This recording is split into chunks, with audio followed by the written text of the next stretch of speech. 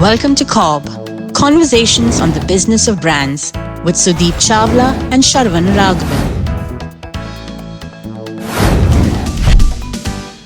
We would be India's largest artisanal bakery brand. There is no good bakery brand in India. So if you look at distribution and product quality, perceived product quality on this, you'll have your, let's say, a local like a Flurys or a Kayani, who, by nostalgia, the product quality perception is very correct, but distribution is very low. So Aditi had an inclination towards food generally. Right? So she wasn't a trained baker before TV. Sharan will understand this.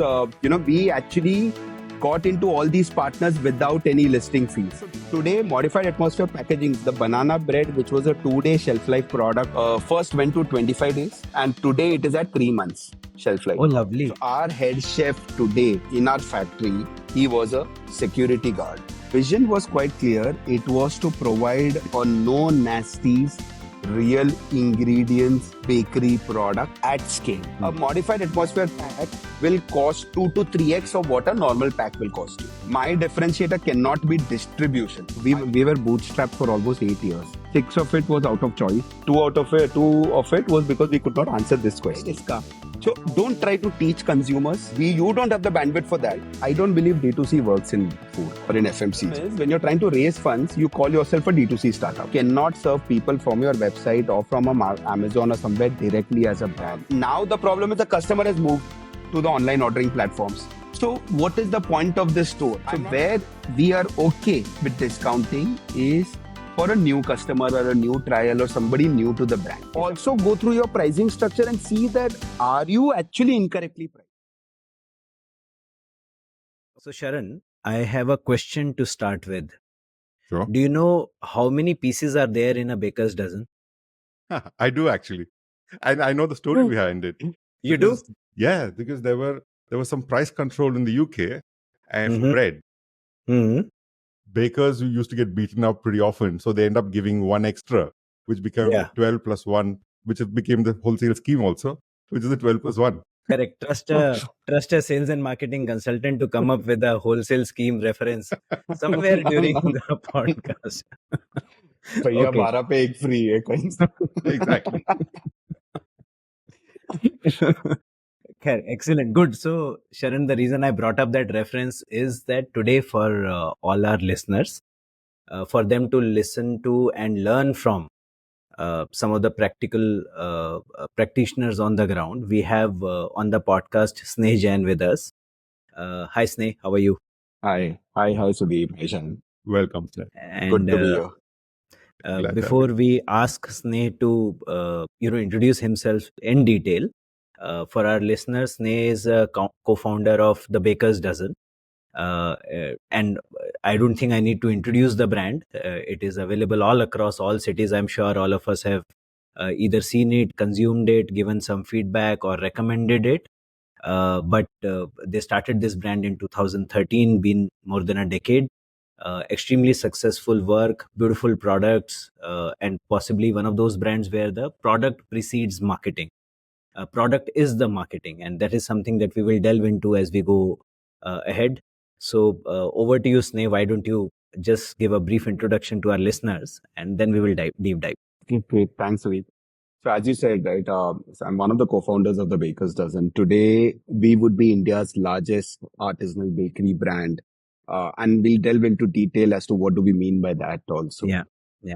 It's been a journey, been at it since almost 2013. So it's been 11 years since we've been running. It's Aditi and me, my co-founder, husband and wife. So spouses who decided to start a business together without thinking too much at that time. But, just to give you a background, so I'm the classic, middle class, high achiever at school story. Right. I did well in my studies always, and hence did engineering, immediately went to IIM Ahmedabad, passed out from there in 2009. Depth of recession at that time, Lehman and all had just tanked. But thankfully, I was already placed in McKinsey. So started off, it's a very classic journey till then, right?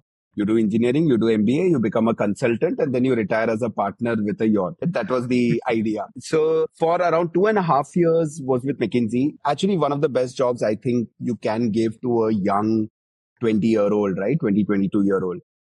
You get really exposed across scenarios. You get put into boardrooms. Like I remember in one of our projects, like I was told to present to the CEO of a $1 billion company as to, one of the departments, how they can change, right? And you're like literally 1 month into that project. So it puts a lot of pressure on you in a good way. So you ramp up very quickly. You learn to adapt. One of the beauties of consulting is you get to do across different departments, different industries. So I'm doing 3 months, I'm doing cement, then 3 months, I'm doing telecom, then I'm doing pharma. And I think what it really builds is your ability to learn fast. Mm. So you're supposed to talk intelligently about the industry to the industry expert in 2 weeks. So I think that's where that DNA got built. But I come from a Marwadi family. My parents are doctors actually, but nobody in my entire family, like extended family, is almost 100 odd folks. Nobody would have studied as much as I have. So after a point, it was very clear that I'm supposed to get back to at least starting a business. And it was also my, aim always, right? I wanted to build something. I think what excites me is building product and a brand. And we'll come to when we talk about TBD. For me, physical products, so I'm not a tech person. So for me, I don't understand building something which I can't see, touch or feel. So, McKinsey, obviously the biggest asset for McKinsey is people. So they do a lot of these learning and development programs. So I was at an associate level and I was going to become an engagement manager where you start managing a team and a project directly. And for that, they called us for a training session and we flew to Shanghai. And there was like this, 3-day 5-star hotel training session kind of thing. And in one of the sessions, they gave us a lot of Lego blocks, and they told us, imagine what you would be in 5 years, 10 years, and build that out of Lego. And a very, very creative exercise, actually. Everyone, like somebody built a corner office, somebody built a nice house with a family, etc. I built, when you do projects in school, when you have to build a factory, you would build a factory like this. Yes. And then there would be a chimney, and in that chimney, you would keep something which can then throw smoke. Yes. And then so to show that your factory is working. Yes. So I actually built a factory using Lego, right, with the chimney and all. And so I'm a huge fan of cars. So I did put a Ferrari in front. That's by default kind of thing. But the thing was, it was a factory. So when this instructor came and asked me, so what is this? I said, in 5 years I'll have my own factory. But she said, like, how will you do this in McKinsey? Then I was like, valid question, right? and the training which was supposed to transition me from an associate to a manager actually led me to leave the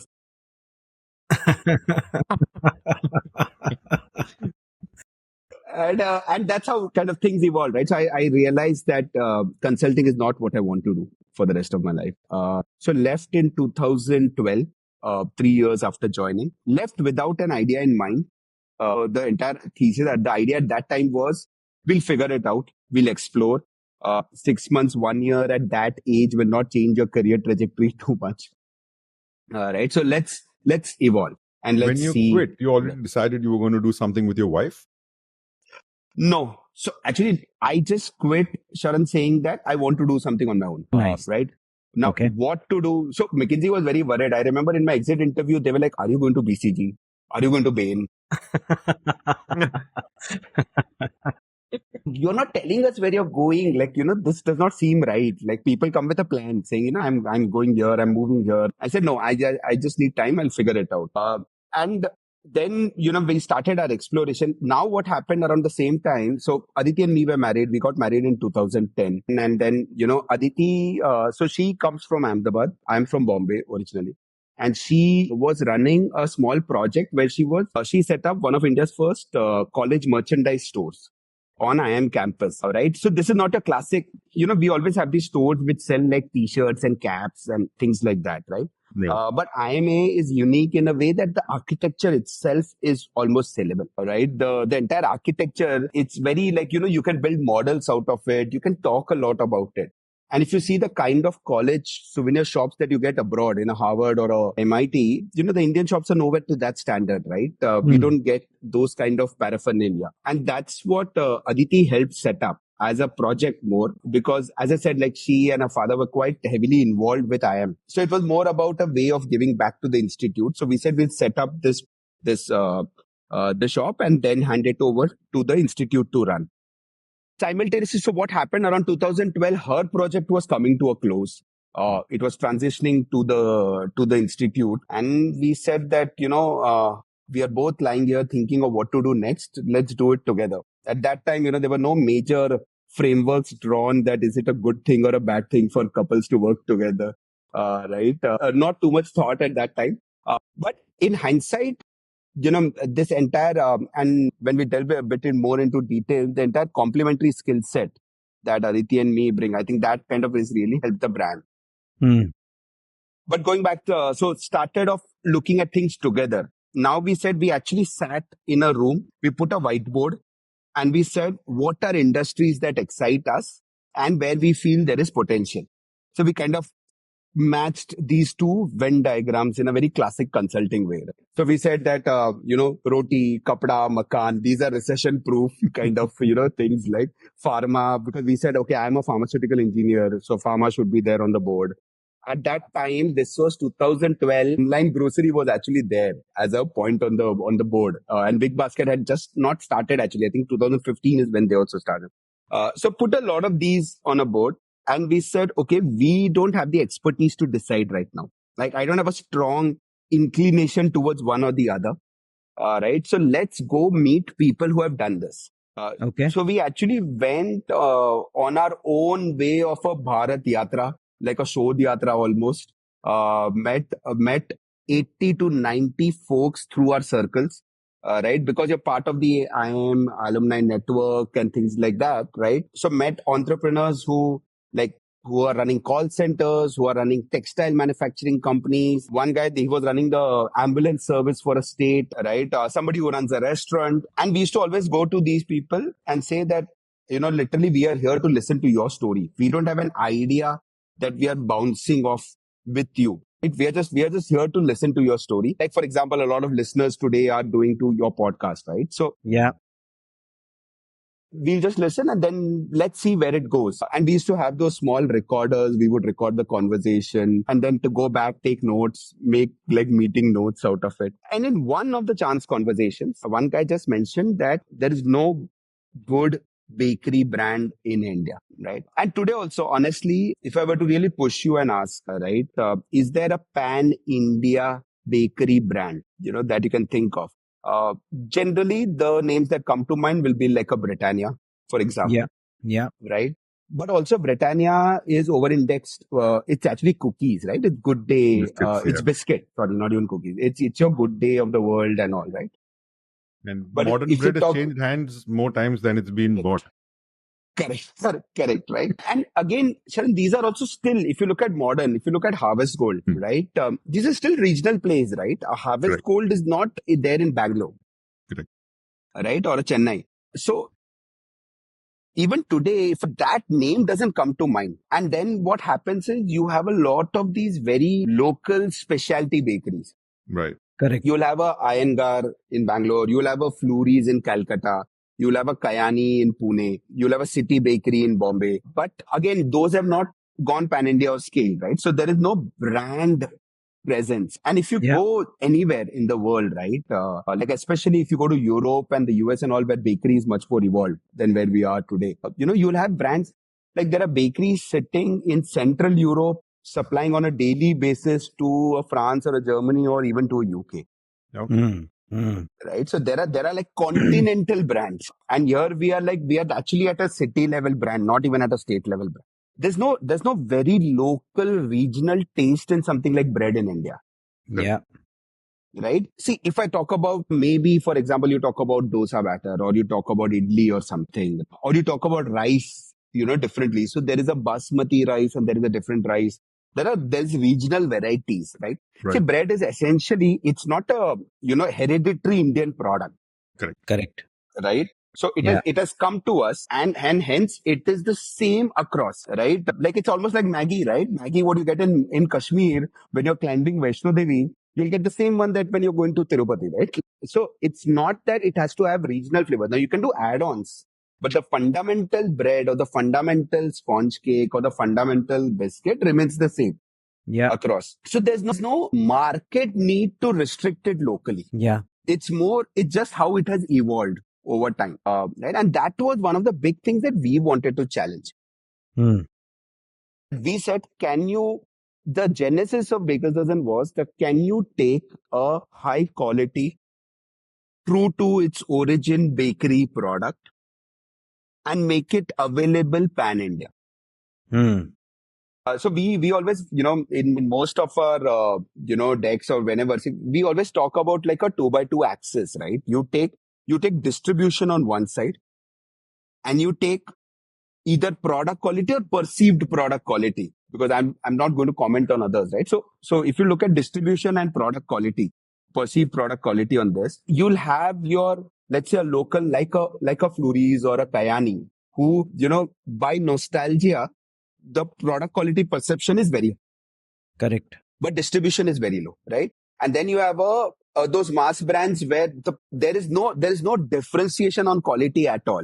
Like, correct. Tell me, would you ever go and say that I will only eat Britannia bread if it's not there, and if Harvest Gold is in front of me, I will not pick it up? Never, not at all. Of course not. Yeah. Right. So that never happens. So there's no differentiation on the product quality. It's almost all our hygiene, right? Basic bread hai, acha hai, chalega mere liye. But the distribution is very high over there. Correct. Now, can I be over-indexed on quality and at least, over a lifetime, I'm not saying it will happen immediately, at least over a lifetime, kind of start matching the distribution of the mass guys, right? And we didn't feel there was any market restriction on that or any structural restriction on that in that industry. There is a shelf life part to it. There's a shelf life part to it, which we will come to. But when you're, and especially as a naive 22-year-old, you're like, ye kyun nahi ho sakta? So that's how essentially, the Baker's Dozen was born. It also matched two more things. One, so Aditi had an inclination towards food generally. Right? So she wasn't a trained baker before TVD, just to clarify. Oh, okay. I thought she was always a chef. Oh, okay. No. So she had an inclination. She actually has a psychology degree and an HR degree. So she, too much psychological analysis happens on me also. But yeah, so she comes from that background, right? And food, however, always kind of, there was a calling towards it, right? So we were in Canada at one time. I was on a 9-month-long McKinsey project. So she came along with me, and while she was managing remotely the project at IIM campus. And over there, she just started going and helping a falafel guy in a mall, right? And see, obviously, officially, you can't be employed. You're on a tourist visa, etc., right? So she said, I don't want to be paid. I'll just come. I'll help you out for 4-5 hours. You just teach me, it will just help me understand, the cuisine, etc. And that was kind of the initial start where, she almost started connecting to ingredients, to why a certain thing is made a certain way. Yeah. Right? Why, a certain food item will take a 1-day process to get made right? So you can't speed up something which is meant to go, that way. And that's actually when I come to the difference between artisanal and mass, right? A lot of people perceive artisanal as premium, and that's the major issue that I have with that. But just to flip back, so she started developing an interest to food, right? And for me, as I said, right, I needed a product. I needed it on a shelf, and for me, brand creation which was very interesting, right? I know that excitement that you get when you go to a store and you see your product on a shelf, and you can say, "Ye mera wala hai." Right? I think that was what kind of really excited me. So we decided to start the Baker's Dozen. The name was given by me. I was reading a book, and the story that Sharan said, and I said, it kind of ticks all the boxes. Why? Because see, it almost signifies that you're giving more to the customer. Correct. Right. We kind of extended saying it's more not only by quantity but also by quality, or by the process or the steps that we take to make it. And that's when, so we were still in Bombay. At this time, we were settled in Bombay. Now we are in Ahmedabad. And that story is more of an evolution of the business. But we were in Bombay, decided to start TBD. We then felt that one of us should have the technical expertise. Okay. Because you see, you can rely on team and you can rely on chefs. However, let's say in 2 years they leave you and go. What do you do? Right? And how do you question what is being done? They'll come and tell you that ye 4 ingredient to chahiye, iske bin. Right? Yeah. And you have no locus standi to say that no, I believe it can be done differently. So that's when Aditi, I think it was very obvious that who'll go and learn how to become a chef. Like I'm quite bad in the kitchen, right?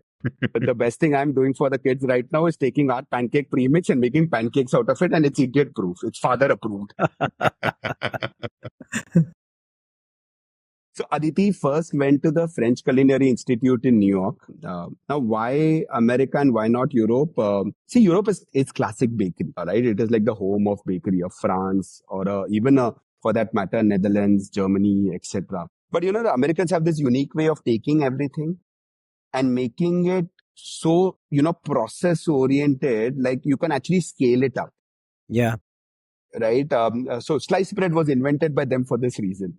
Correct. Right. In Europe, please go and try in France finding sliced bread. You'll find loaves only. Yeah. And if you are ever seen with a sliced bread, it's almost like blasphemy, right? It's like, this does not work. But so that's when, so she went first there to the French Culinary Institute in New York. This was a pure bread baking course, right? And did a lot of trials with a chef. She went very clearly saying, see, I'm not coming here. I'm coming here to learn and for the love of the bread. But for me also, I want to learn practices which I can adapt to scale. So, help me with products which I know, which I can take beyond rather than, make it live and give it to a customer, right? So we are not here for that entire mom and pop quintessential live bakery experience. Yeah. That's not what the aim is. So she did that. She came back. In the meanwhile, I set up our facility in Bombay. It was initially a small 1,000 square feet kind of kitchen in an industrial area in central Bombay. And we put up our first, retail store. And this, I think, even till today was one of India's first dedicated high street stores selling bread. So our store, if you're familiar with Bombay, obviously, Prabhadevi, right? Yeah. So the road from Siddhivinayak, which goes and where you have your buildings like Beaumont and all, right? Yes. Where people, the net worth of that building is itself a city, right? And we have a store right opposite it, right? And which is only selling bread. Like people would come inside saying, it's a jewelry store, ye kitna acha bread hai. Only 200 rupees, man.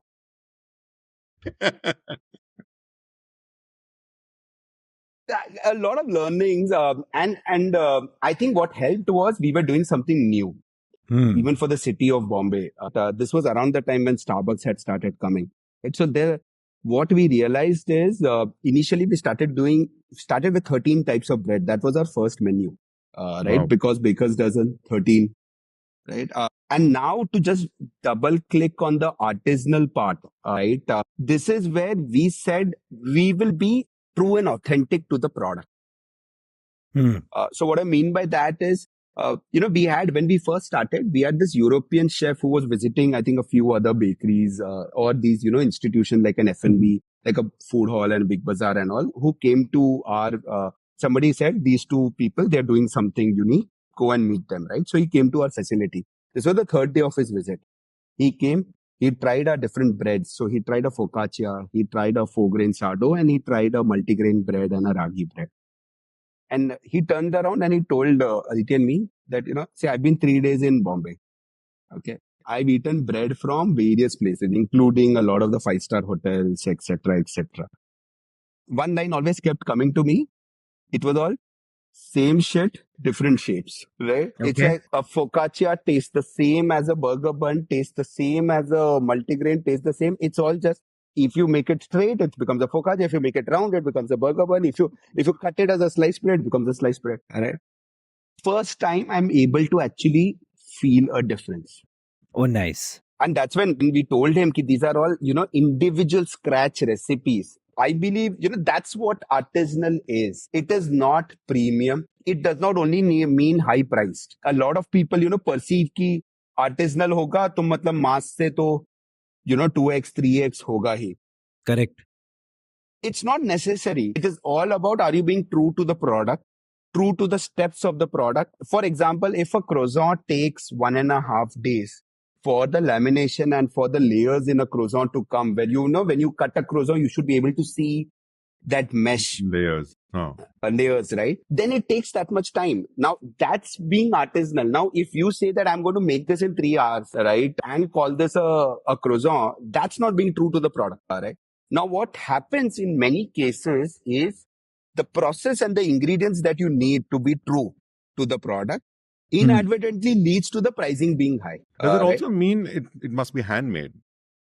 So yes and no, in a way that, see, okay, I'll give you an example, right? Now, a loaf, like a sourdough loaves, right? Each of a loaf are handmade, right? So those loaves, right, they need a certain way of shaping it. You will not get two identical sourdough loaves, right? It's because it all depends on how it interacts with itself in an oven, right? When I'm putting it into the oven, they're all fine. After that, one might grow more, one might grow less. That happens, right? But let's take sliced bread, for example. Right now, sliced breads, they bake in molds. Right? That's how they get their perfect square shape. Square shapes, yes.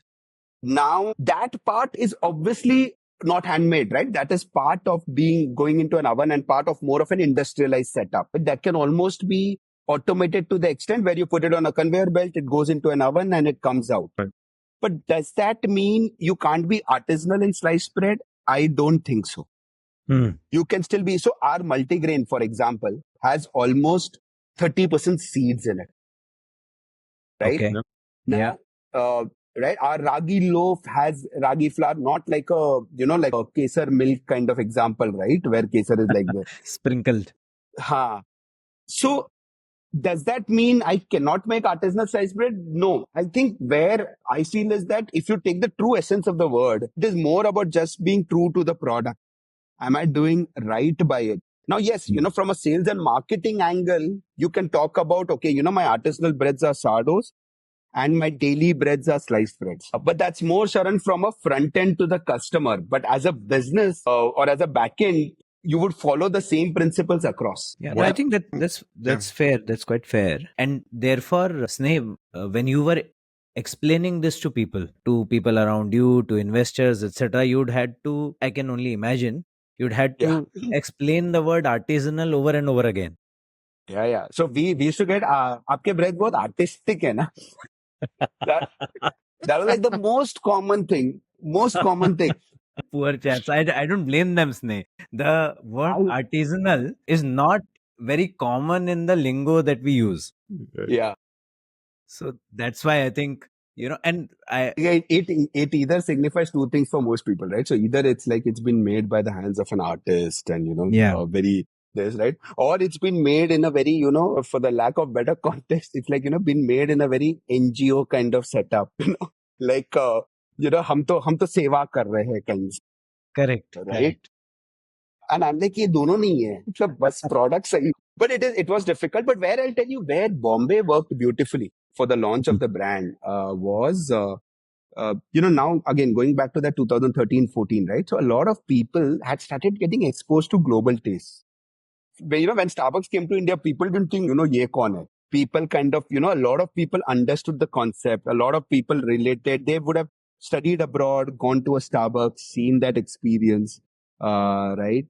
And that's what we started getting. So, when we started with our breads, like there were like sourdough breads, which India had never heard of, right? And we started getting feedback like, hey, when I was in Germany on my exchange or as a student, I had this bread. This reminds me of that experience, right? The croissant stays the same as on my visit to Paris. Yeah.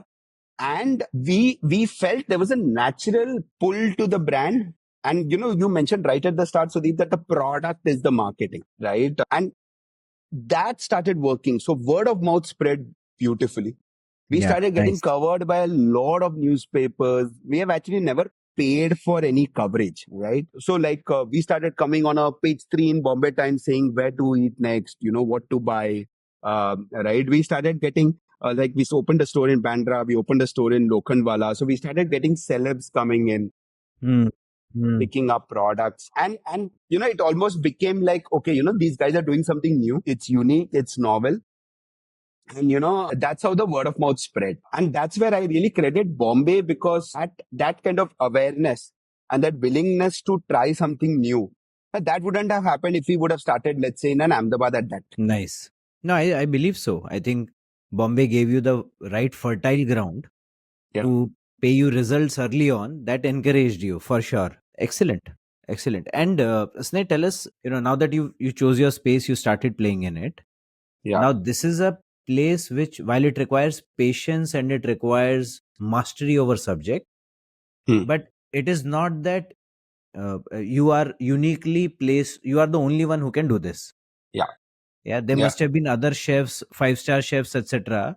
would have said कि यार ये तो मैं भी कर सकता हूँ, but somehow never got to doing it, right? So what do you think the barrier was, the differentiator was that allowed Sneh to take it to this level? So I think the main differentiator would be the combination of Aditi and me, right? And in hindsight, see what happens if you have a strong product person with a not strong sales part. Yeah. Right? Then the product story becomes great, but it gets limited. For example, I just asked Aditi one day, why can't we do Pune? What's stopping us? If we're in Bombay, why can't we do Pune? So we said, okay, let's start Pune. Like literally Bombay to Pune now is, it's almost like a sister city, right? So, correct. And we got a great response. Even today, by the way, like at a per store sales level, there are many stores in Pune which do better than even Bombay stores. Oh, nice. Yeah. Right? Because see, when you go to these cities, it's not that people don't have the money to spend. They don't have options. Correct. Right. And also, obviously, there's a strong bakery culture, etc. in Pune, historically. Right. So the questions like that, see, when you start pushing, when the other person starts pushing that, okay, this is another example, right? So we were around 4-5 years in Bombay, Pune, right? Just to an evolution of the brand. So we started with our own stores. So when we moved, we very quickly realized that this is an availability-led business. Okay. We used to get customers, let's say from Powai walking into our Prabhadevi store, saying, nice. I came and so the answer used to always be, I was coming and meeting my friends. I've heard a lot about you guys. So I dropped in and picked up, right? Now, then the next question would be, how do I get this daily in my house? I stay in Hiranandani, right? I'm not crazy enough to come to Prabhadevi for this. Correct. Right? So what do I do? That's when we started tapping into partnerships with your trade partners, like with a Heiko or with a Big Bazaar, with a food hall, with a Nature's Basket, right? Like Sharan will understand this. We actually got into all these partners without any listing fees. Okay. Lovely. At all, right? And that, because see, they also wanted the product. It was a unique product range, which, customers are asking for, right? And they don't have the ability to do it, right? Like who had heard of bagels being sold in a supermarket store? Yeah. All right. And bagels made, not the dough just being made into a round circle, but being poached and having that texture that a bagel requires, right? So when we started expanding like that, now we then expanded across Bombay, all right? And when e-commerce started, Big Basket was the first one who started. And we were one of the first brands in Bombay to get onboarded on that, right? Again, because we became like a crowd puller for these guys also. There was significant overlap of the customers they were going after and the ones you were serving on already. Correct. And getting a lot of, new customers for them also. That same story is repeating in a big way on quick commerce today. Like a next way of that happened, right? And so Bombay, Pune got covered. Then my natural question was, I to always think, yaar, isko bada kaise karo? In the end, the idea, see, either you should be very clear that you're running a one-stop bakery shop, make it great, make it profitable, run it well, and live that life, right? Or you go and build a brand. You can't be midway. And for me, it was very risky. You start thinking of like consulting terms, like, my opportunity cost. If I would have been here, then what would have happened? It's ABC, right? So I'm like, isko to bada karna hi padega na. There's no second option, right? So I asked Aditi, like, why can't we do Bangalore? So she said, like, let's try. We used to actually, Sudeep, Sharan, we used to actually airlift our bread from Bombay to Bangalore. It would land at Bangalore airport, go to the cargo terminal. Within 1 hour, we would release it. It would go to a Nature's Basket store in Bangalore and get sold. How did your Marwari McKinsey brain allow this? So sometimes, so for a few years in between, Sharan, it went into coma.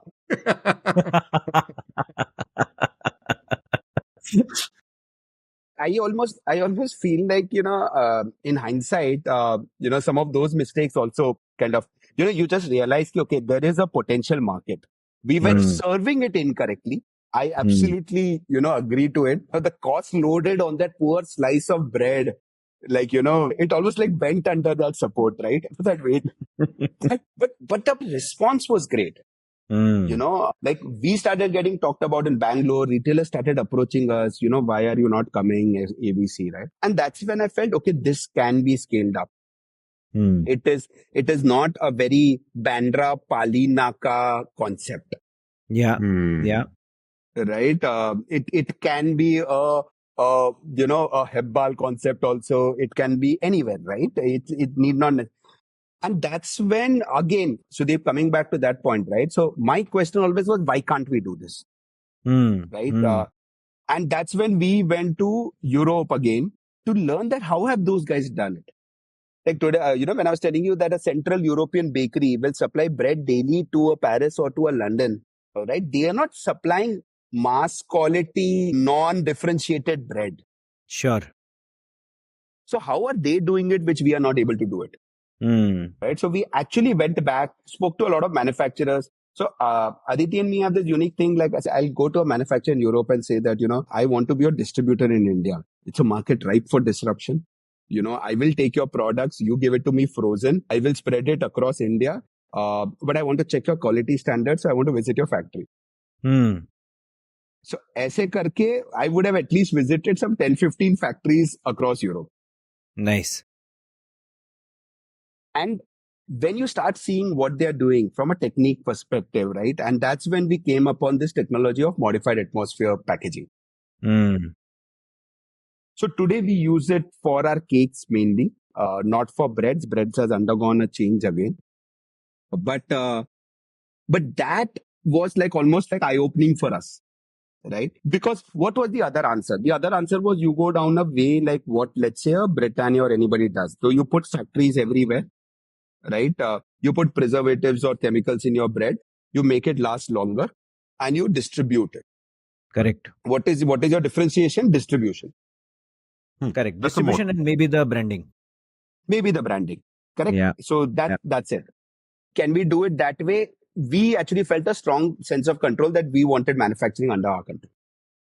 Okay. Now, setting up 10 factories across India was an option. There are examples of that we felt was something which, we didn't want to get into. And that's when we came upon modified atmosphere packaging. So it took us a year to do trials with a German company. We went there, did trials. We actually carried flour from India there, saying we want to do it on our flour because your flour is very different. What you can get as a gluten percentage, we cannot in our flour, right? So we did all of those trials and then eventually succeeded in doing it and extending our shelf life. So we were the first bakery. We are actually still now, I think, the only bakery in India who does it. Modified atmosphere packaging is not a novel concept to Indian manufacturing. So your paneer, your, a lot of dates, when you have those like dried dates kind of thing, right? Yeah. Cheese slices, when you have those slice packs, right? All of that is actually modified atmosphere packaging. Now, how is it different from so when you see a pack of Lays, right? What's that? That's essentially gas flushed pack. So you have kind of removed the oxygen from inside or like at least flushed it out with gases. But the pack is not going to restrict air coming in and out. There will still be some movement, right? It's like a breathable pack to the core, to the micro kind of core of it, right? When we pack our products, and today, if you were to take any of our sponge cakes, like Sharan, you were mentioning the banana bread, for example, right? When you get it in a plastic, in a box, and then when you remove it, there is a plastic bag. Plastic around it. Right? That plastic is a multi-layered barrier plastic. So what happens in our machine? So it's like an automated machine. So the plastic pack gets formed in the machine from a film. Then you keep the product.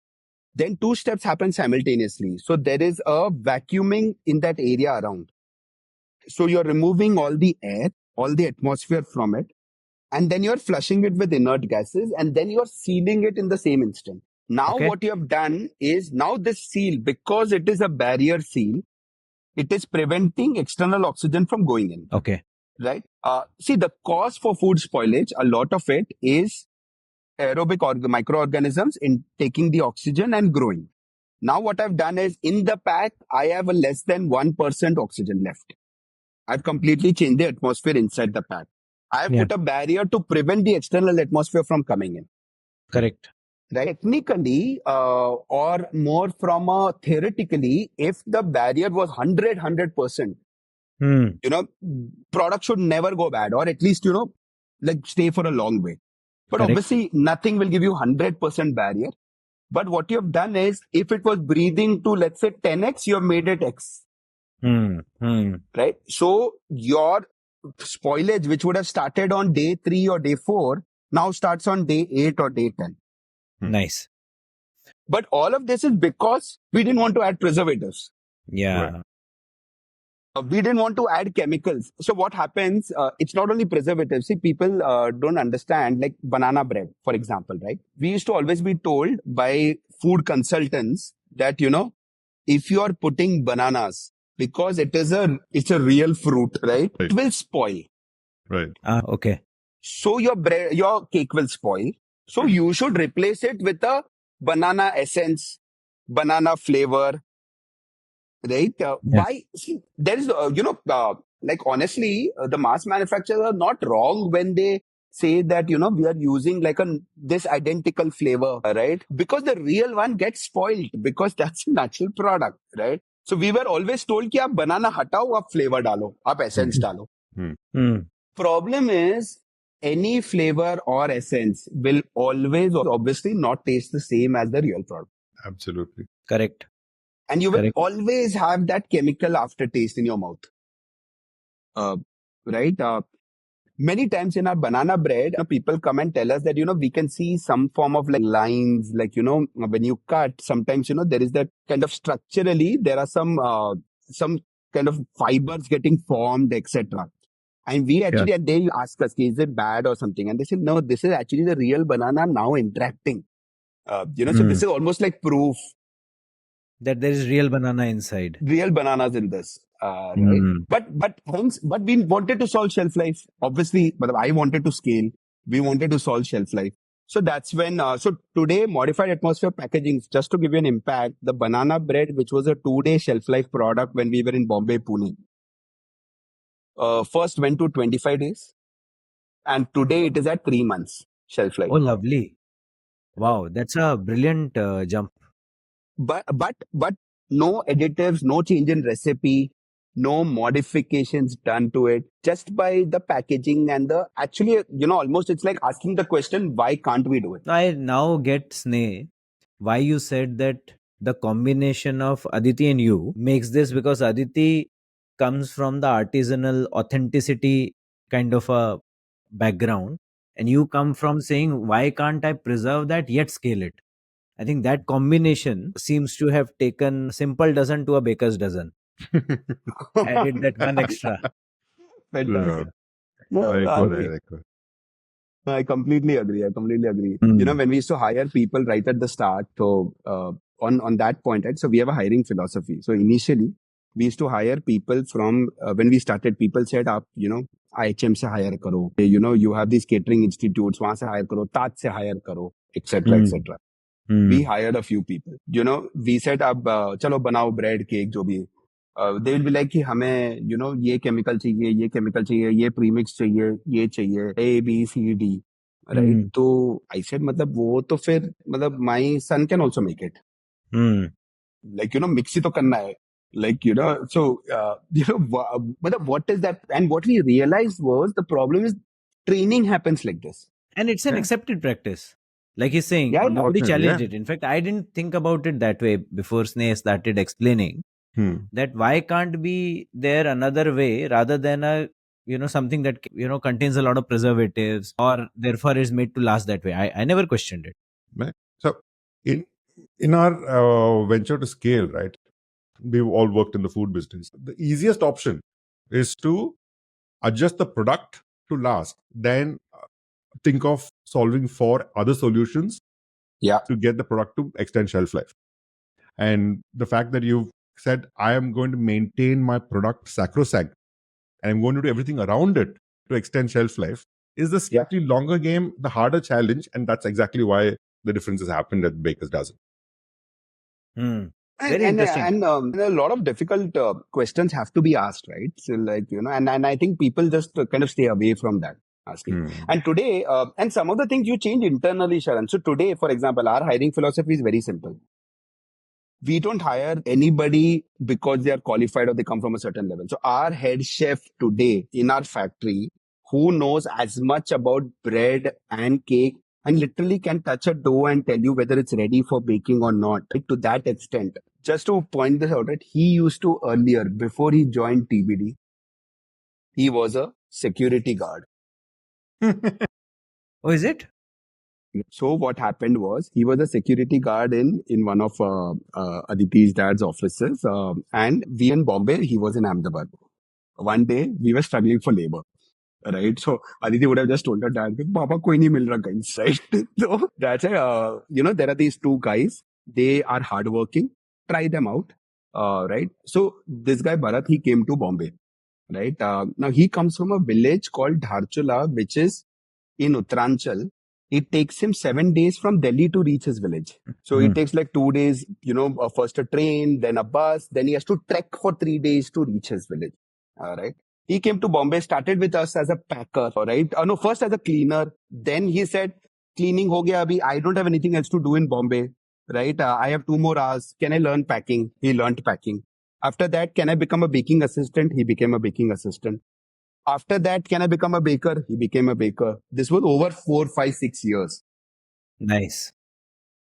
Today, he is being called as a consultant chef when he goes home, right? And that's when we felt, see, you don't need to technically, understand or read. You need to just understand, okay, this is the basic essence, right? This is how this ingredient interacts with this ingredient, right? And a lot of it is you feel in your hands, right? As a baker, right? And that's a true story, right? So today he is like head chef, right? People look up to him. Today, when we are doing breads production locally through some partners, he's the one who's actually going and training their chefs. Nice. That, when you're making a sardo, you have to, so Aditi always, says, and I find it quite funny sometimes. She said, like, treat the dough like your baby. I'm like, now, if you pat it too hard, then all the carbon dioxide that you have built or the fermentation, you are actually killing it.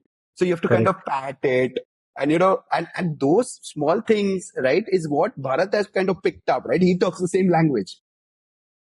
So nice. I have a question here, Sneh.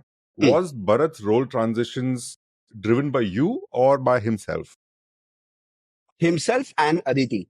Honestly, there I have to give Aditi the entire credit, I think, from a team building perspective, right? Like her view has just been amazing across.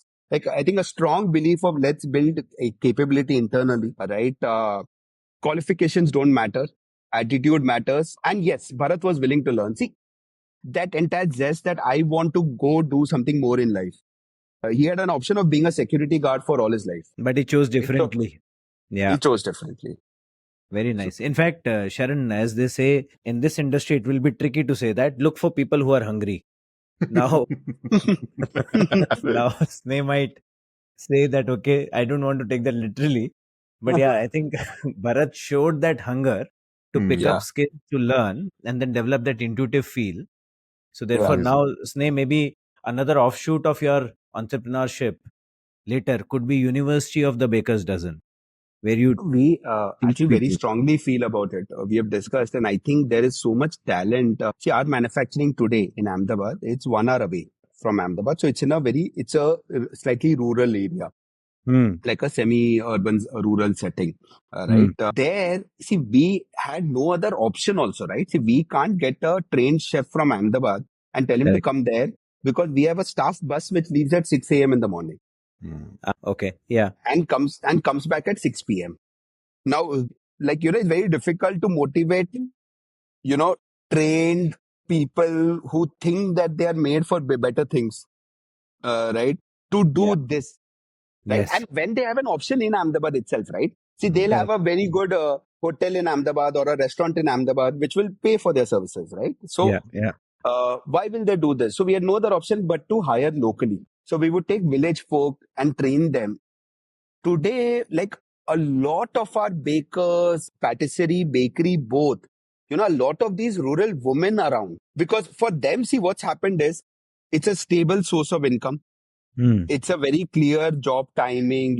See, all of these things matter to these people, right? They have to go back, cook for their families, take care. So it's a very stable environment. It's a very hygienic and a nice environment. Bakery factories historically in India, you get this feeling of like, wo bhatti hoga, one guy in a banyan is like, throwing dough.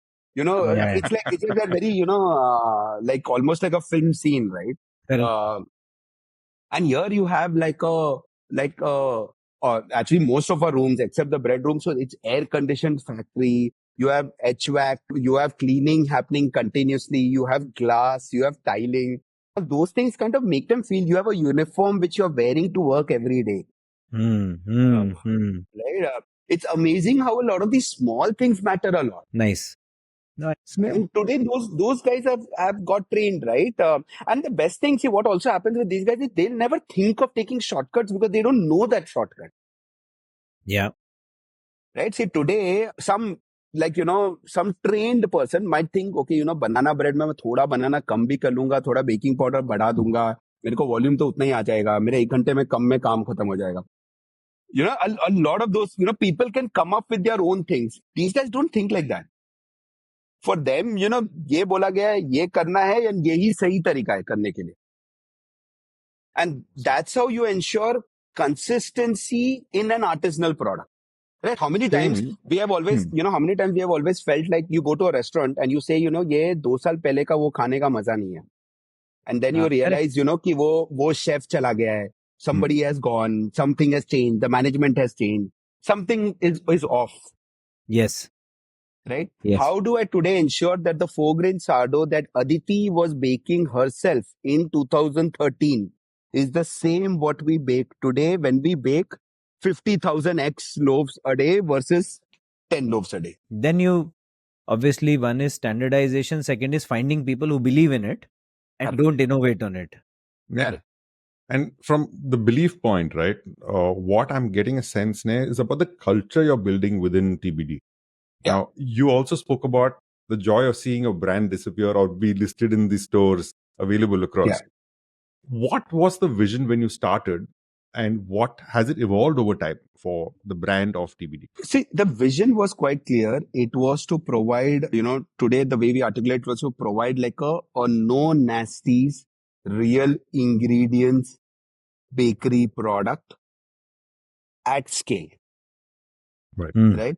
So I find it very, almost like slightly demeaning, when people build businesses for a sector or an area in a city. You're building like a South Bombay city, but your business, but you're telling that a Vashi person is not capable of appreciating that value. Yeah. Right. And the vision was always to maintain that base quality, right, and take it to scale. Yeah. And a lot of our steps, whether it was solving for shelf life, whether it was moving to Ahmedabad. So we had already expanded in Bombay and we had moved to like a 5,000 square feet facility in New Bombay. But see, manufacturing in Bombay is difficult. Yeah. It is expensive. And we were always in continuously, you are building properties and you're breaking it down. So you're losing out on the capex, etc. And that's when in Ahmedabad, we had some space available. And so we set up today, that is a 35,000 square feet facility. Nice. In Ahmedabad, right? And a lot of these decisions has always been that how do you provide the same quality but at scale? A modified atmosphere pack will cost you in packaging terms almost 2 to 3x of what a normal pack will cost you. Right? But that decision or that choice was taken because we wanted to stay true to the brand essence and make it available nationally. Nice. I can stay true, not make it available nationally by doing normal packaging, which I was doing earlier in Bombay, Pune. But if I want a Delhi person to have it, if I want a Calcutta person to have it, today with quick commerce, if I want a Coimbatore person to have it, I had to scale also. And that's where we took technical choices for that. So that's always been the vision, to make a national pan-India bakery brand and considered at a higher quality level than what your mass. See, the product has to have a differentiator when it is on the shelf. My differentiator cannot be distribution. I will always boost in distribution to a Britannia or a Harvest Gold by default. Makes sense. Makes sense. In Right? fact, So, I like this, Sneh, because I have heard multiple founders, those who are really passionate about product quality, etc. Say, for example, Shashank Mehta, the whole truth comes to my mind. He talks about the fact that your strategy or your vision is not tested by what you do, but by what you decide not to do. Correct. What are the innovations that I've said no to? What are the things that I've said no to? Really defines the culture in the company. Yeah. So I'm sure the way you're describing your passion around keeping the product the same, investing into MAP despite it being 2 to 3x more, all of those no's that you would have said would have told people around you, this is not us. Yeah. This is not TBD. Yeah. Lovely. Fundamental doubt. Now, as a consult, when you start evaluating a business or when you consult a business, everybody speaks about TAM. How big is the TAM? That really draws people in. That should I get into it? Should I not get into it? Now, artisanal bakery. Yeah. वो बोलते ही all Yeah. right. So, if you were explaining this TAM to somebody, what would your idea of approaching this would be? If there are founders there who are listening to this podcast and they're looking for some opportunity of such kind, which seemingly outwardly seems small, what's the way of looking about it? We were bootstrapped for almost 8 years. Right? I think 6 of it was out of choice, where we did not want to raise funding. 2 of it was because we could not answer this question. Right? Because it's a very classic, right? Your TAM, SAM, that entire framework, right? Correct. Okay. My point is very simple on this. See, if you look at pure numbers, bakeries, like, if you look at reports, bakeries an 80,000 crore market in India, growing at an CAGR of 12-13%. You'll get great numbers, and you can use that to, kind of put it on your slide and make it all sound great. Right? And we can also say 80% is unorganized, so potential for organized players. Unorganized to organized transfer, growing India, GDP growing, GDP per capita growing, people going bonkers buying stuff. Right? So, where I feel is, see, your TAM gets defined by 2 things, right? One, how many people across the spectrum of income. Now I'm talking of whether it is upper class, middle class. At least I'm talking of those 2, right? Consume and understand your product segment. Yeah. So bakery or bread or cake, I would still say sponge cake is getting evolved. But like bread per se, and I'm referring, let's say, maybe to even sliced bread for now, right? It's not a concept which I need to make people understand. Correct. Absolutely not. Yeah. Right? I grew up in Navi Mumbai having Vibs bread, thinking it was the best bread ever. Yeah. Right? My parents thought that was the best choice for me. So it's not something which I need to teach you कि इसको bread बोलते हैं, इसको ऐसे खाते हैं, इसमें मक्खन लगाते हैं. That's not so I don't need to educate. I get a bit worried when you're talking of educating customers as an entrepreneur on something new, because as a challenger brand, that's a very difficult story. Right. Sure. Okay. So one is your consumption use case established? Does the customer understand how to use your product? Sure. A lot of the problem with the mueslis and the protein bars in India and that entire world is people still don't understand. Correct. Today, how many Indians understand how to use muesli correctly, right? It's still a very hazy thing, right? Like idli batter does not have that problem. Correct. Because, sadiyon se people have been either making their own batter, grandmas have been making, mothers have been making. It's not something new, right? So first, is your use case well established in the minds of your customer and how Right. to use it? Don't try to educate people over there. Mm-hmm. That doesn't work, right? Then second is obviously what are the kind of repeats and consumption that you see and expect from people. Like something like bread, it is naturally a repeat thing, right? So, let me give you another example, right? Now, like cold pressed juice. Correct. Now, Yeah. juice as a consumption occasion is very well set. Correct. People understand what is juicing and how to have juice, right? But why didn't cold pressed juice like kind of take off the way it was supposed to? Because Yeah. you're not willing to spend that kind of premium on a regular basis, Sure. right? Recently one young entrepreneur couple, they came to me with a mukwas brand. Yeah.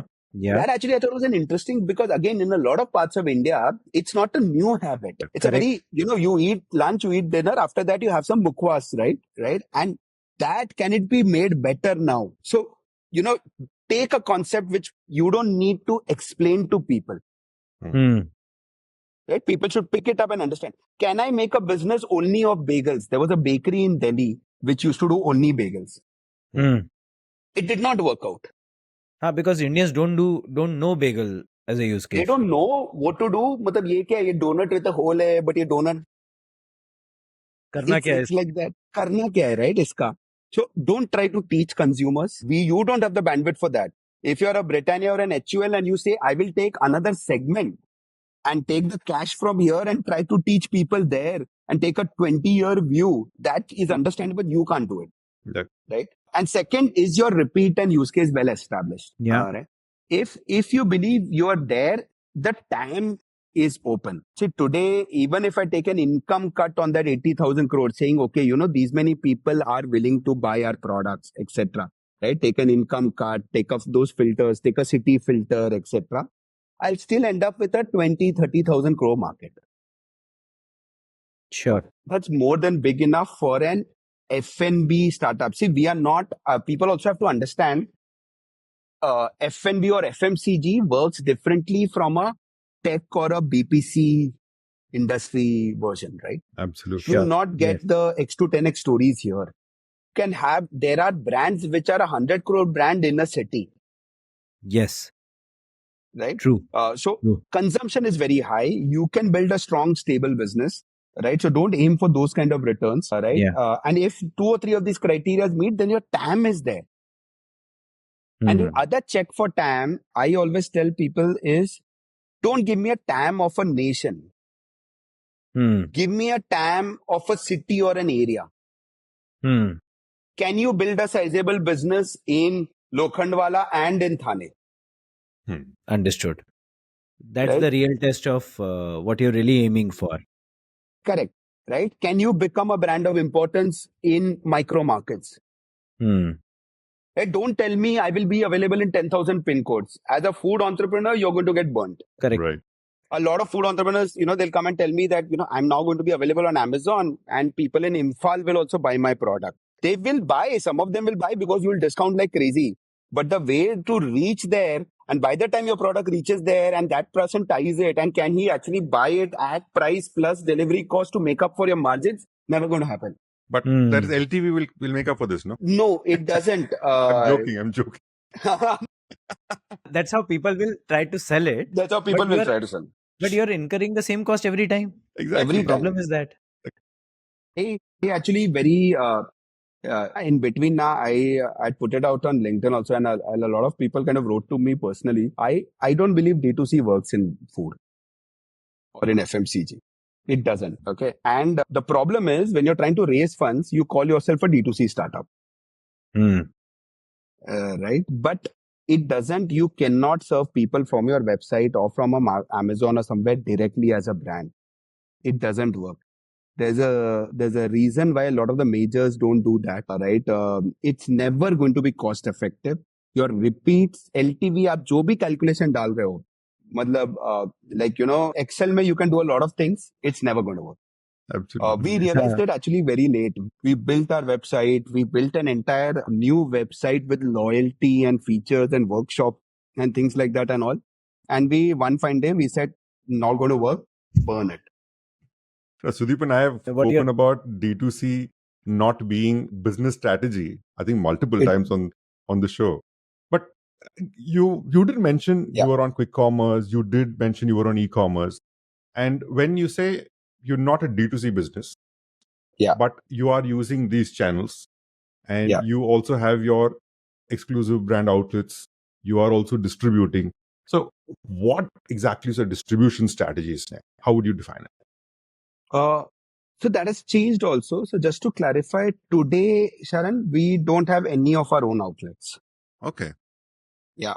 So actually 2 years ago, we were at almost 50 outlets, a mix of our brand stores and like a cloud store on a Zomato or Swiggy, the food ordering part. Okay. Okay.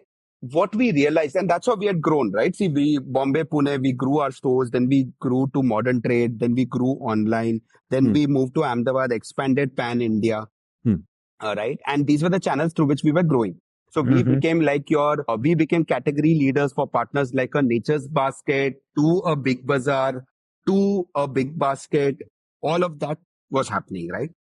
Yeah. When quick commerce came in, see, for a brand like us, the major issue in terms of scaling or reaching a customer, actually a lot is access.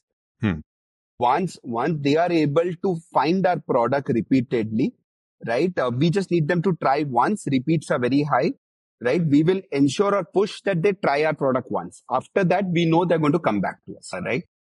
Now, the quick commerce started providing that option. Right? And in a very scalable way, quickly. And as a business, it's a much cleaner backend. As a business, you are sending to one warehouse in a city. Yeah. Right. And then they are managing. You're not taking the headache of going all out, right? But that's their business. When that started happening, a lot of our store customers, understand, again, now coming to the nature of the product, right? Let's say you have visited our store once. You said, I like your banana bread. Right? Now, do you need to come back to the store? What we started realizing was either there were delivery boys coming to our stores from a Swiggy or Zomato, or there were drivers coming to our stores, or, your Chotus and your, so when was I actually getting to talk to the customer? Also, there was again a choice to be made over there. See, you have a model like a Theobroma also in bakery, which is where it's more of a store. You have an experience. Udhar kya, lekin see, you have to do a lot of add-ons. You do coffee, you do meals. There are Theobroma stores where you actually get pasta, etc. Right? So yes, then you need to start doing all of that because your rentals and your costs means your AOVs have to go high. Right. You're start justifying expenses there. Correct. Now that's a skill set. See, if you can do it, that's a way to scale also. Right. We were very clear that's not our skill set. We actually tried in Bombay. We used to at one time do sandwiches from the store, like packed sandwiches. We felt there are a lot of corporates around, etc. But if you're not toasting it, serving it hot, making it there, Indian consumers are also spoiled, right? Because there's that one guy next to you who tabi ka tabi you'll say, isme kam mirchi, jada mirchi. I don't like beetroot. You like beetroot. Full customize kar. We have our 20 requirements. हम बोलते हैं ये standard है आपका available है. Right? So it did not work. And we said, we don't have that skill set. We don't want to go down that route. I think a lot of that was for me, I don't like things which you can't, it's not easily scalable. Because here it meant every time hiring people, training them, it's a bit of a clunky way to kind of scale, right? So we said, wo nahi karna hai. Now the problem is the customer has moved to the online ordering platforms. My customer has moved. So what is the point of this store? I'm not getting customer insight. I'm not getting any data. I'm not being able to verify new launches. If I do a sampling exercise on a quick commerce platform where I send 5,000 loaves of bread over a weekend out for free, I actually get more insight. Yeah. So over the last 1.5 years, we actually took that call, took a hit on revenue also in some cases. But we said this is not the long-term view of how we can scale the business. Okay. So today, our distribution is online, which is mainly quick commerce, but also like e-commerce, like a Big Basket, Amazon, etc. Amazon Fresh, not the marketplace part. Then all modern trade, which is your premium modern trade slightly. So your Nature's Basket, Namdhari, Spencer's, Reliance, now we are starting. So these are the two major channels. So even before that word became a buzzword, right? Omni-channel. We were always omni-channel, not because we thought like that. For us, it was very clear. But one limitation on that is we are very focused to go city by city. We don't go all out. Okay. How many cities are present in Sneh? So see, technically more than 30 cities through the quick commerce guys. But that's also, Sharan, considering a lot of the longer shelf life products. Right. Okay. Right from cakes, cookies, crackers, etc. If I talk of pure bread, it's more of your major 5-6 cities. So you have your Delhi NCR, Bombay, Bangalore, Hyderabad, Calcutta, Chennai, some of these major ones. And we believe in going deep in a city. Today also, 80% of our revenues comes from Delhi, Bombay, Bangalore, right? And I think we can still be like 2x, 3x in those cities itself. Excellent. So that's been our distribution strategy, that we'll go pick a city, pick a pin code. Can you go deeper there? Then expand, then expand, then expand. Fantastic. I think makes a lot of sense. Okay, now coming to a topic that Sharan initially started with, scheme 12 plus 1 ka scheme. So now, Sneh, whichever way we build a brand or a business, when we are under pressure to deliver growth, one of the first things that comes to everybody's mind is, why can't we do sales discounting? Especially when you go to, when you start riding on some of these new age platforms, where one of the first ways to draw attention is to say, okay, let's run a scheme, let's do free sampling, let's do something else. So how do you approach that, given the fact that people must always, at all point of time, look at your product as something which is of quality? How do you prevent, if you do discounting, how do you prevent that from impacting the quality perception? That's a challenge. And I wouldn't say no for a new brand. I think for most of us brand owners today, it's becoming a challenge because you have to play the game and you don't have to at the same time. Yeah. So what we do is, we are very clear. We want customers to try our product once. So where we are okay with discounting is for a new customer or a new trial or somebody new to the brand. See, somebody who's making a jump from a Britannia to us, right, needs that incentive. And I fairly understand that. So that part is something which we do actively. Like today, for example, we are launching in a big way with Reliance in a few cities. Now in a Reliance Fresh store, I know initially I will need to push it. Right. Yes. However, we also know that once we have a 1, 2, 3 trial, right, then that discounting does not matter much. Yes. Now, how do you work on that and ensure that you're not on a permanent discount brand? That is critical. See, today, if you ask anybody, you will never get an answer saying TBD is a discount brand. Yes. Absolutely. Yeah, you will not. Also, the trick over here is choose your products wisely and keep rotating. Third, sometimes actually also go through your pricing structure and see that are you actually incorrectly priced. So I'll give you an example over there. We used to do our sliced breads earlier from Bombay, from Ahmedabad when we were doing MAP packaging.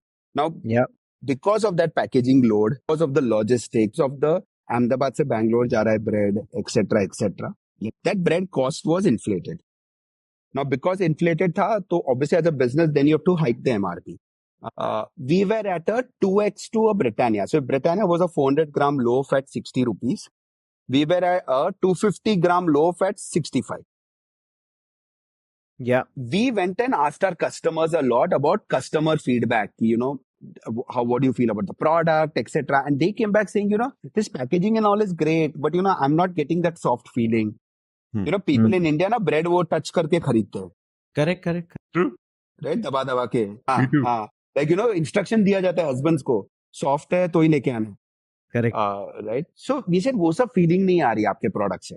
And we realized in that category, in breads, not in cakes, but in breads, while MAP had served for us a purpose for a few years when we were scaling, now it was kind of proving detrimental to the product quality.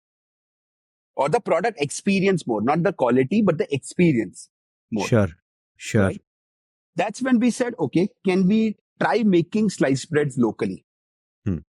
We find the right partners, we train them, we'll have our people over there to ensure the quality checks. Nothing changes in the product at all, right?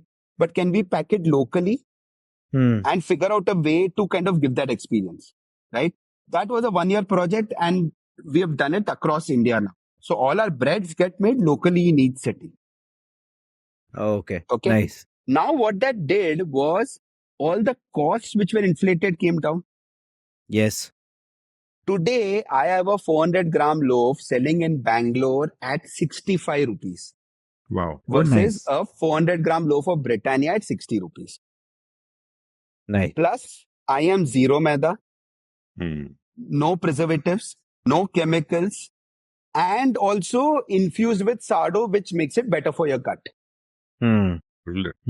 And this is exactly what means by delivering value to the customer. Instead of accusing the Indian consumer of being price conscious, you're delivering greater value and therefore exactly delivering to the value conscious customer. Brilliant. Excellent examples, Sneh. Thank you for sharing. Right. And this also hits that point, right? Is it an artisanal product? Yes. Because I am being true to it, right? I'm not adding chemicals. I'm not adding preservatives because the product doesn't need it. Yeah. Right? But I'm at a 5 rupee premium to a Britannia. Now, for a new customer, I'll price it at 60 so that he says, "Chal yaar, aaj try kar le." Correct. For the first time trier, you are happy to give this. I'm Uske okay. बाद जरूरत नहीं है discounting का. Correct. Right? Today, now, once they realize कि अच्छा, actually zero maida hai, ye hai, wo hai, right? Then it's a lot about how you're communicating through your product and the experience on it, right? So if you can work on your pricing structures in a lot of places, right? Be selective on your discounting to only new customers, etc. And be selective on the products. Now, India mein, the problem is a lot of customers don't understand sourdough ka karna kya hai. For them, it's a party bread. Right. Right? Yeah. When I have people coming to show off, I'll get a sourdough loaf. Correct. But जब मेरे को सुबह चाय में sliced bread. We believe, and that's more now the brand scaling to a certain point and taking a 5-year, 10-year view. Right? That we believe we can build that narrative where eventually sourdough should become a daily bread. Nice. Yeah. Right? But I can't tell a customer कि आप 60 रुपए का slide bread से 2 रुपए के sourdough पे. Correct. Right? I'm smoking up then. Right? So to change that, we now have a sourdough which is at a 150 rupee kind of price point, which is a full loaf of sourdough. And there we are actually going aggressive and telling a customer, I will give it to you at 100, आप बस एक बार try करो. Right? Because the sourdough experience is like flex to a sliced bread experience. Right. Nice. So it's almost like category education now, using a stable base that you have. Yeah. Correct. Now, problem what happens, Sudeep, is when people do only category education as a startup, you will fail. तो problem है. हाँ. So you have to have a cash cow or something which says कि ये तो बस normally बिकेगा 5 रुपए extra से भी. Versus now I will use that to build this category where I believe in 10 years I have a right to win. Excellent. No, classic business building. Great. So some of these things is where then your discounting becomes almost one of the levers rather than the lever. Absolutely. Great. Yeah. Okay. This is fantastic, Sneh. I'm just taking it back to a relationship thing now. I get into trouble with my wife even when I have to decide what's for dinner, right? And you're in business with your wife. And not just that, from what Aditi is doing, her is more a straight line evolution of the product development. And in your side of the business, there's a lot of trial and error and pivots that have to be taken. How do you justify these pivots and how do you balance this at home? It is like that harmonious coexistence, which is not going to happen, right? And I think the sooner you agree on that reality as a couple, it actually makes things better. So there have been so many times when, so we almost, for us, discussing work is also how we spend time with each other, Nice. right? So there are times when on a Sunday we'll suddenly be hit with an idea and we're debating that, and that doesn't feel like, okay, you're taking away from me and you time, right? And it can be sometimes stressful things to be discussed. Like there have been times when रात को before sleeping we're like, अरे कल वो check hit होने वाला है, उनमें पैसे है नहीं पे. Those things also, that's like, but if you start putting boundaries saying 7 बजे के बाद we will not discuss work, actually that builds stress. Because there are things which need discussion. There are things which, come naturally. See, it is, for us, TBD was our first child. Right? Our twin boys came later. Now, you have to treat it that way and you have to accept that it is part of your life, especially in the initial years. Then, as you start building a team, as you start scaling up, see, one of the advantages of scaling up is you are less in each other's crosshairs. So how many times, initially when we're starting off, we're like, yaar, ye logo ka wo R ka curve na should be better, and today you wouldn't spend time on discussing that. So I think it gets better as you scale, right? And if it is not scaling, then actually eventually, couple should really think whether both of them need to be in the business. Right? Because it does put pressure on the family. There's no doubt on that, right? It puts pressure on finances. It puts pressure on family because both of your incomes, livelihood is dependent on the business, right? So there's no doubt about that, right? So one is accept that work-life balance is not going to happen and work around it, right? Second is at least there should be very clear which departments or functions who's owning and who has the veto power on it, right? On product, if Aditi says no, she says no, that's it. I can't say कि नहीं, but इसका तो potential बहुत है इसका. Right? On sales, for example, is the same thing for me, right? For me, if I believe कि यार ये नहीं करना है या ये करना है, I want to try it out, then that's a call that I take. Right? Makes so sense. if you kind of clarify some of these things, right, it still helps. But it is difficult. It is absolutely, there's no doubt about it. It is difficult. Like our friends get sometimes surprised, like, तुम लोग काम क्या अलावा? So बीच में, this was the trial we did. For 1 month, we both told each other we will not discuss about work. Right?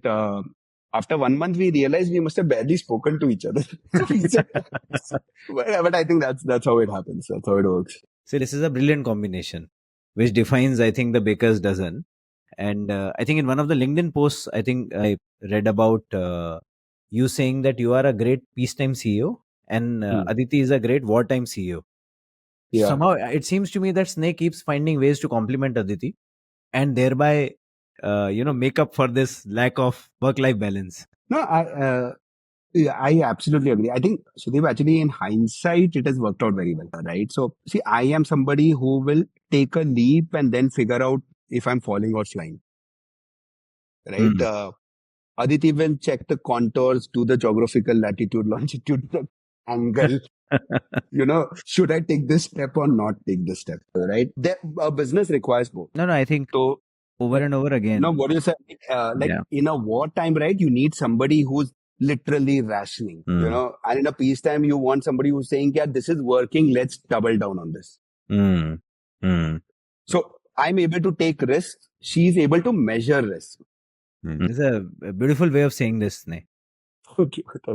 Excellent. So now that we have, I'll use that. I'll let her know that. we just hope so.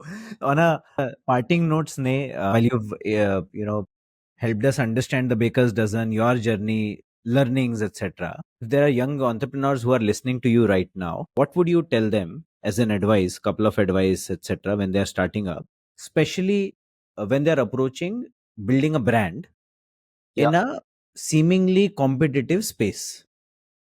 What would be your advice to them? How should they go about it? Okay.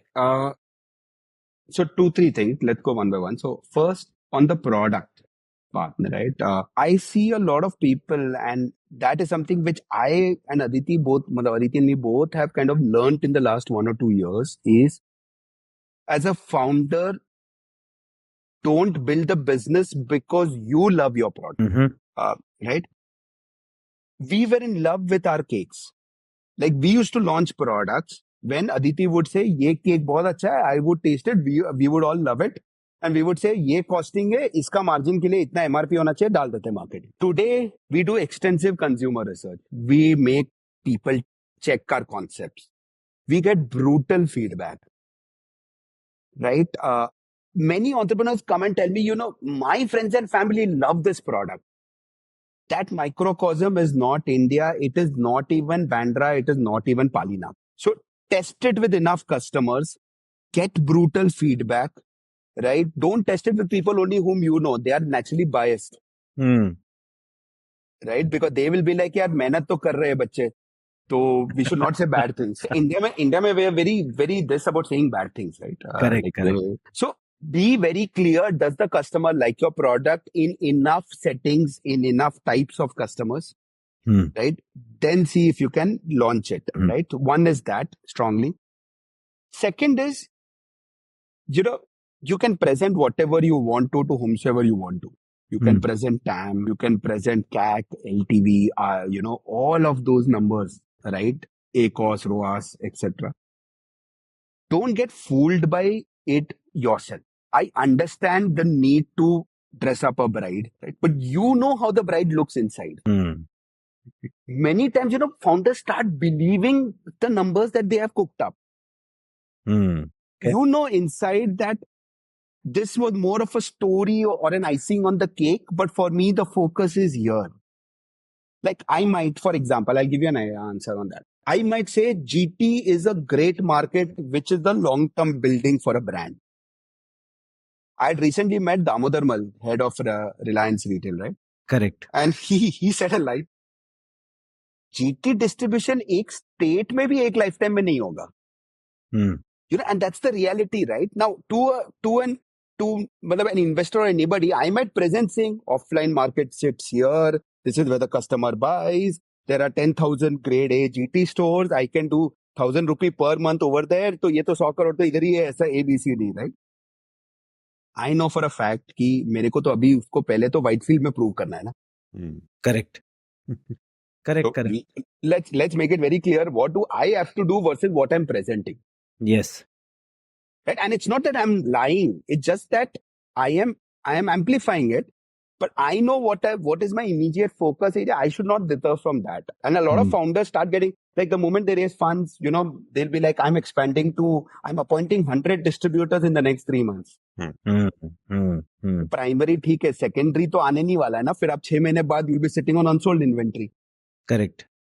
So those would be my 2 strong points, right? I think the product part and just be honest to yourself as a founder. Brilliant. Very brutally honest and practical, and coming from somebody who's already done it.